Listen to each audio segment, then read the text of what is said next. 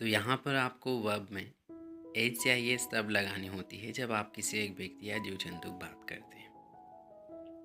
इसे आप सिंगुलर भी कहते हैं, पर मैंने इसका जिक्र नहीं किया था, कहीं आप कंफ्यूज ना हो। तो यहाँ पर आप पहला वाक्य देखिए, मैं जाता हूँ। ये तो आपको याद रखने होंगे माय फ्रेंड कि आई के साथ हमेशा आप मेन फॉर्म का यूज़ करते हैं, आपका फर्स्ट फॉर्म का, इसलिए आई के साथ आपने गो लिखा। दूसरा वाक्य देखिए, वह आती है।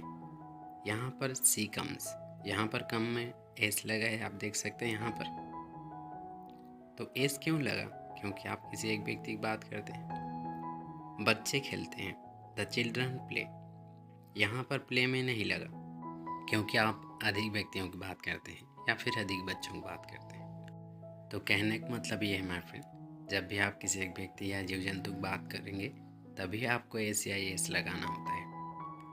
चौथा देखिए, मैं सोता हूँ, आई स्लीप। इसमें भी नहीं लगा।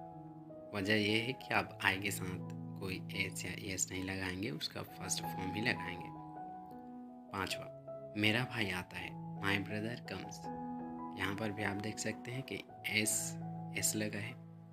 तो अब तो आपको ये आसानी समझ में आ गया होगा माय फ्रेंड कि जब आप इस तरह के वाक्य बोलते हैं, ता हूँ, ते हैं, खाते हैं, सोते हैं, आता है, तो इस तरह के वाक्यों में आपको कहाँ पर एस लगाना है या फिर एस। तो अब आप इन वाक्यों को भी देखिए, मेरी माँ खाना पकाती है, माय मदर कुक्स। यहाँ पर एस क्यों लगा? क्या आप समझिए? क्योंकि आपने किसी एक व्यक्ति की बात की। पिताजी बुलाते हैं, फादर कॉल्स में एस लगा। आठवां, हम पढ़ते हैं, वी रीड। यहाँ पर एस ना तो एस लगा है ना ही एस लगा है। वाई? क्योंकि आप किसी एक व्यक्ति की बात नहीं करते, आप अधिक व्यक्ति की बात करते हैं। अब अपना हुआ देखिए, वह खड़ा होता है, या फिर आप कह सकते हैं कि वह खड़ा रहता है। तो इसके लिए आप लिखेंगे ही स्टैंड्स। यहाँ पर भी एस लगा है, क्योंकि आपने किसी एक व्यक्ति की बात की। 10वां, मैं बैठता हूँ, आई सिट। सिट का मतलब होता है बैठना, तो इसमें एस या एस क्यों नहीं लगा? क्या आप बता सकते हैं आप? हाँ, आई के साथ आप नहीं लगाते, आई के साथ आप सीधा मेन फॉर्म लिखते हैं। इसमें ना तो एस रहता है ना ही एस रहता है। तो अब ये बातें आपको हमेशा याद रखनी माय फ्रेंड, जब भी आप इस तरह के वाक्य बोलते हैं तो एस या एस आप जरूर लगाएंगे। कब?